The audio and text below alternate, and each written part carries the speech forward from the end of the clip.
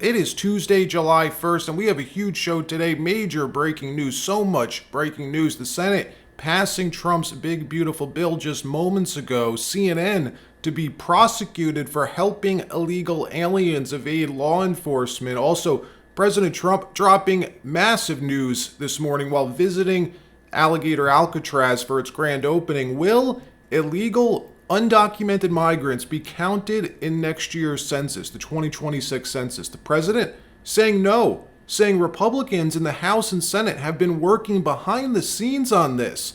They've been already working on this. You can't overemphasize the massive political earthquake this would cause. We're going to explain what's happening, why the latest SCOTUS ruling apparently has changed the game, and more stories as well from around the country. But before we get started, thank you for liking and sharing these videos. It really helps out the channel.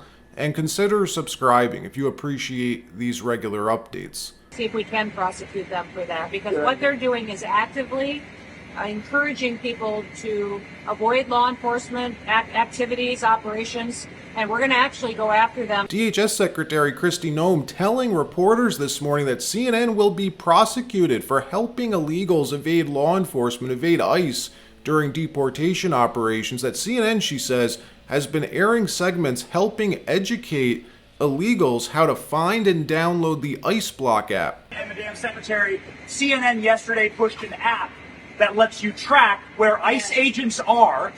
Tom Homan was saying that perhaps CNN should be prosecuted for that. Obstruction of law enforcement. Your response? Yeah, we're working with the Department of Justice to see if we can prosecute them for that, because what they're doing is actively encouraging people to avoid law enforcement activities, operations, and we're going to actually go after them and prosecute them with the partnership of PAM if we can, because what they're doing, we believe, is illegal.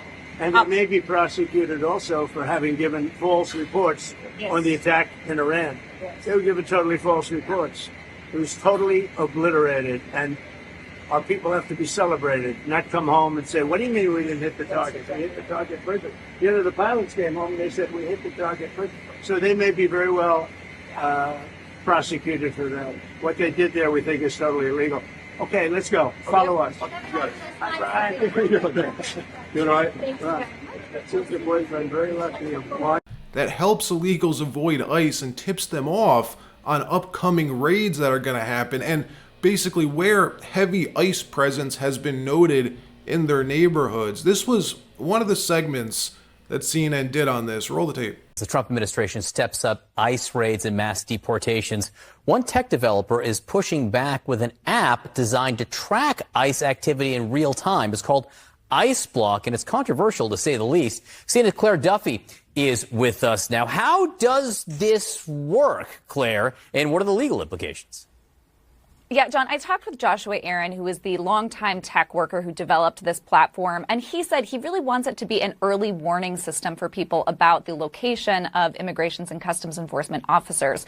So he says he does not want people interfering with those officers' activity, but he does want people to be able to avoid them altogether if they want. So you open the app, it looks like a map, and users can tap the map to report an ICE sighting in their area, and then everybody who uses the platform within 5 miles of that sighting will get a push alert. This is a free iPhone app. It is anonymous. Aaron says he doesn't collect any user data.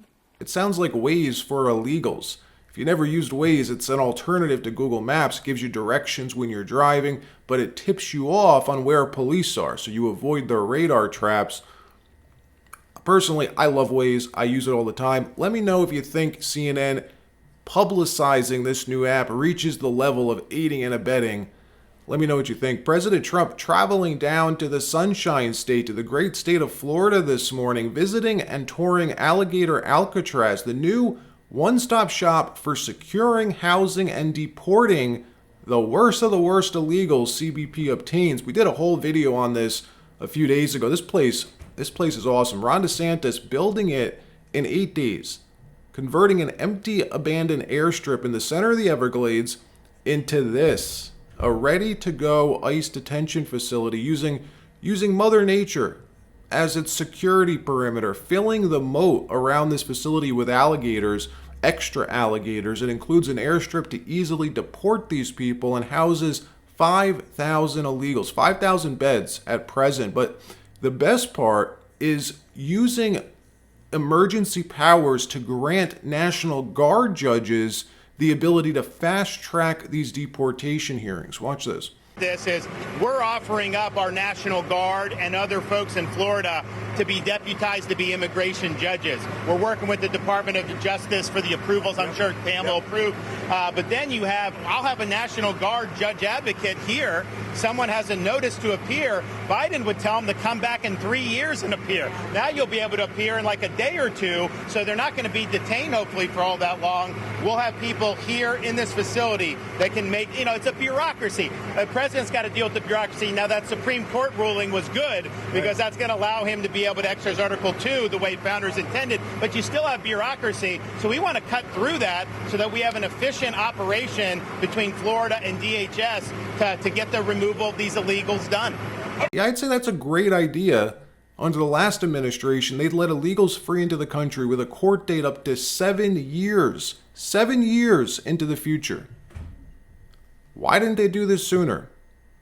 We all know why. The cat's out of the bag at this point. The jig is up because Dems knew that with sanctuary state policies, it would attract the millions of illegals into their states. Then because illegals are counted in the census, it proportions more congressional seats to those states. Likewise, the states with the most people get proportioned more electoral votes. That's why California has the highest number of electoral votes, 54 electoral votes, way more than any other state. And this question, should illegals be counted in the census, may be about to change. President Trump dropping the ultimate bombshell this morning, saying no, illegals will not be counted in the 2026 census, saying Republicans in the House and Senate have been working on this behind the scenes, which is huge news. Nobody knew this was happening. Here's President Trump. Here's what he just said. Watch. How many Americans with proof of citizenship are in our area, in our country, redistricting some of the House districts? Your thoughts on that? Well, I'll speak for both of us. We love it. Okay, you're going to like this one. I know all about it. We want to bring our elections back. The election in 2020 was rigged, millions and millions of votes. It had to do with COVID and a lot of things, but it really had to do with the crooked people. The Democrats are very good at cheating on elections. And that's why I said too big to rig. They tried this one too. But after about 9:02, they gave up too many votes. Too big to rig. Ron would love it. I would love it. Christie would love it. That's what they have to do. They have to bring it back. And we have to look. Ron, they include anybody that happens to be in your state. Well, California would lose like 5 seats if they did a fair census.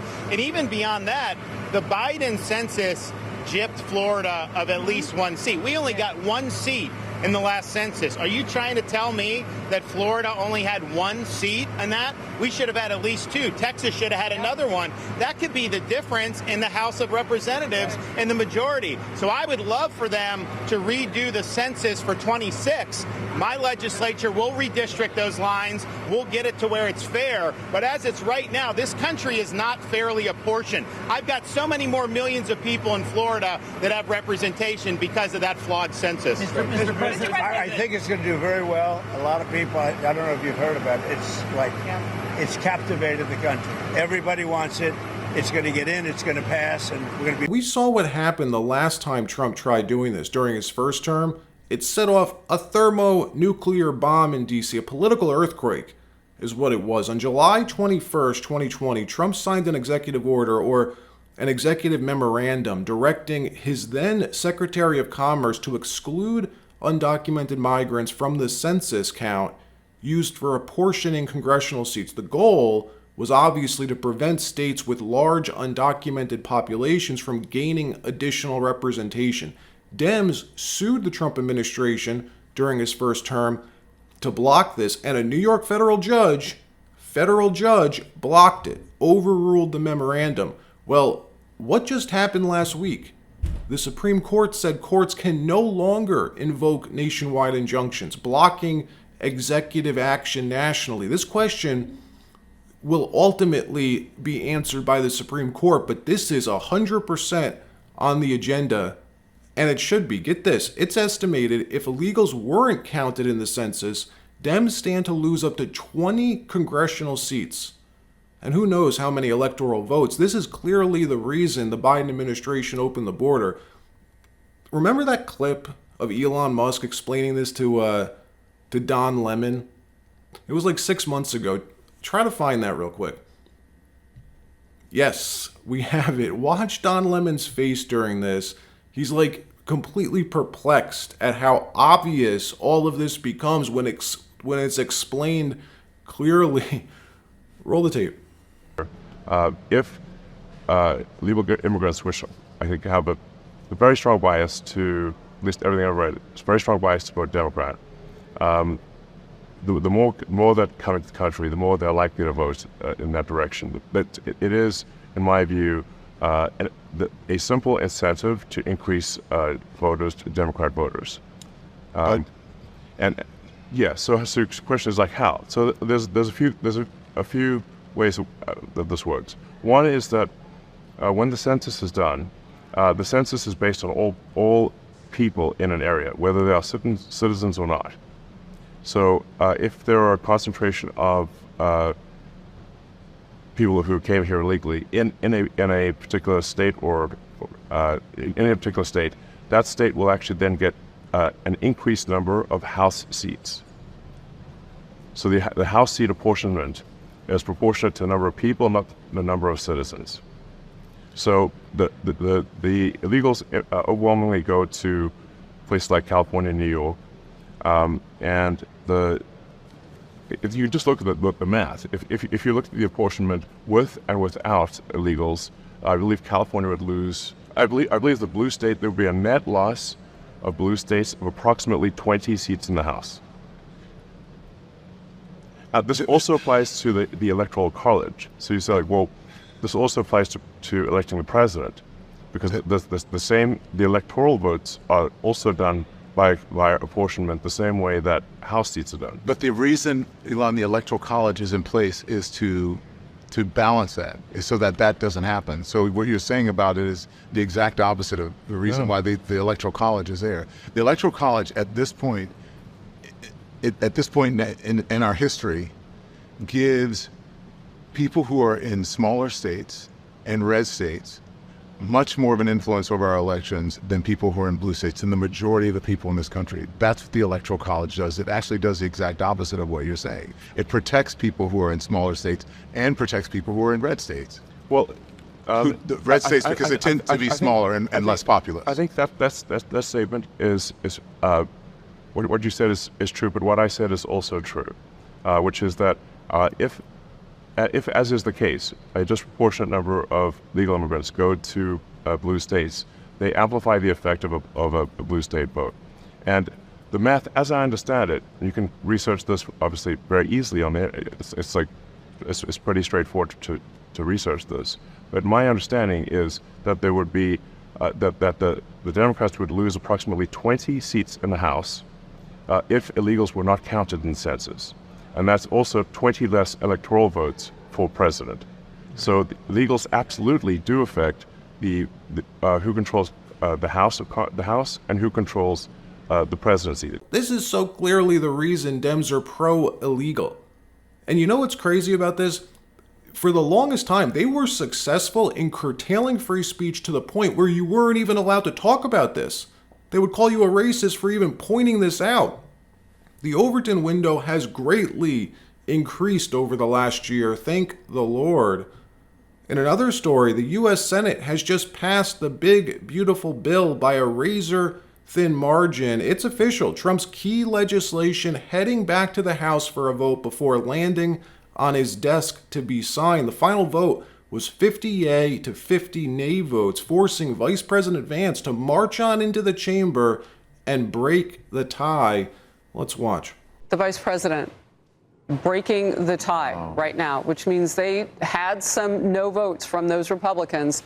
This bill, the big, beautiful bill, has passed because the Vice President of the United States, J.D. Vance, has come to the Hill more than once thinking that he would do this. And when he showed up this morning, they were right. He would be needed. He has done it. Let's listen and see if there is any audio that we can take in. Okay. Pursuant to the order For February 29, 1960, the hour of 12 noon having arrived, the Senate having been in continuous session since yesterday, the Senate will suspend for a prayer by the Senate chaplain. The no-vote Republicans were Susan Collins, Tom Tillis, and Rand Paul. We'll see what happens in the House, but we're hearing that they have the votes in the House, and this legislation will likely be final. The big news is Trump's 2017 tax cuts, if this bill is signed, will be permanent. That's good news for every American. Also, this means no more tax on tips, no more tax on overtime. That is finalized. President Trump clearly very happy right now.